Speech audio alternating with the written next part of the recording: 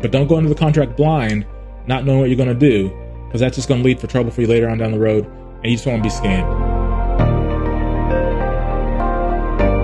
If you're looking to buy or sell a house, there's a couple things on a purchase sale agreement that you really need to look at. One is the address. You got to make sure that sometimes, agents or even the person, if it's for sale by owner, you want to make sure they put the right address, everything line by line on there correct. It could be the street, whether it's west or east, place or avenue. Don't let those simple things go through you, because if someone might be trying to trick you and put the wrong address on purpose, you're not paying attention, and you might put money down and not even buy the right house. 2, along with the address, make sure you check the tax records.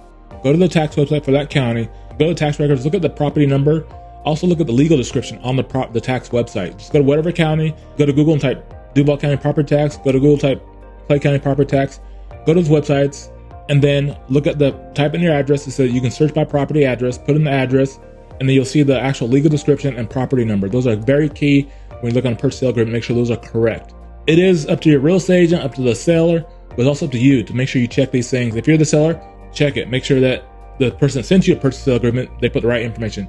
If you're the buyer, make sure that when their real estate agent writes it up, that it's still the correct information. I know you hired an agent, but you just want to check these things, because these are very important as far as when you're buying a house or selling a house. Because these are very important when you're either buying or selling a house. So make sure these are correct. Again, we're talking about address, legal description, and property ID number. Another thing you gotta look out for is the closing date. Make sure they put the right closing date it's gonna work with. If you're buying a house, make sure it's working with the financing person, the lender, so that it all lines up correctly. You don't want to try to close too early and things mess up and the seller gets mad and they want to cancel the deal. Same thing if you're a seller. Make sure the closing date works for you.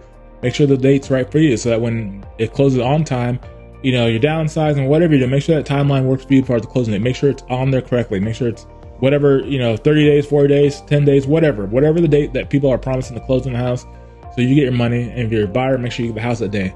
And if you're a seller and a buyer, make sure you leave, this is off the contract, make sure you leave the power and water on until the date closing. So allow the buyer to do a final walkthrough with the power and water on. And if you're a seller, you got to allow the buyer to do a walkthrough with the power and water on.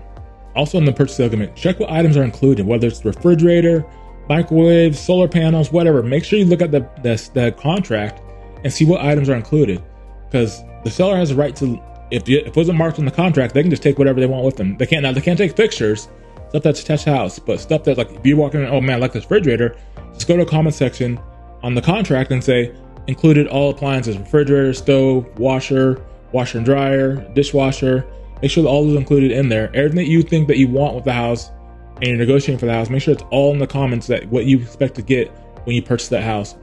And so the same thing for you. Make sure you review the contract, see what the buyer's asked for, and that way, if it's something you're not willing to give up, make sure you line through it and put your initial next to it, so the buyer will initial, hey, this refrigerator is not going with it, or whatever. Another big thing to check is contingencies.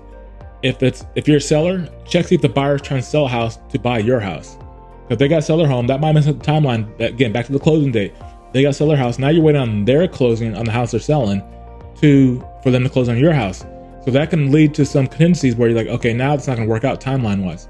And same thing if you're a buyer, make sure that there's no contingencies that, oh, the seller needs to do X, Y, Z, like get the roof fixed. You want these things done prior to closing. You want to get the roof done prior to closing. If the seller's owing you the roof, make sure you put that in the contract. Hey, we already know the roof's old.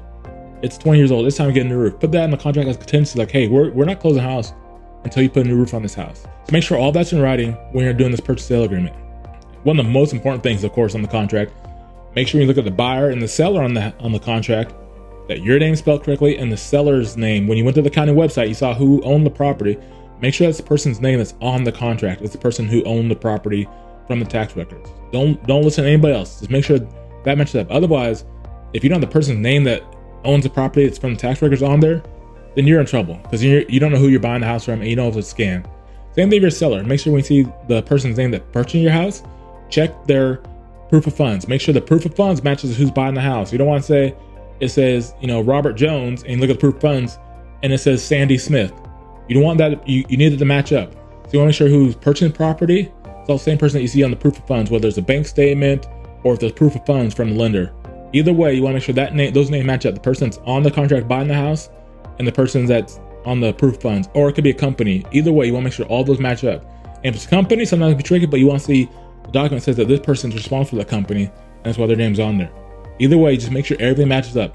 Name, address, legal description, Make sure the money's right on the price. Make sure no zeros, no, you know, if there's extra comma if you're a seller, yeah. Make sure the price matches up. Make sure there's no contingencies. If there are contingencies, make sure you guys all agree on them, and check the closing date. Those are some quick things to look for on a purchase sale agreement. Again, if you're a buyer or seller, there's a lot of things to look at. So just make sure you review the contract. And if you have any questions about the contract, feel free to reach out to me. Feel free to reach out to your agent. Feel free to reach out to somebody. But don't go into the contract blind, not knowing what you're going to do, because that's just going to lead for trouble for you later on down the road. And you just want to be scammed. That's the main thing. Just want to make sure you're safe. Make sure you buy the house that you want. Make sure you sell the house that you want. Make sure you get the money you want. Thank you again for watching. Chris Moore. Talk to you later.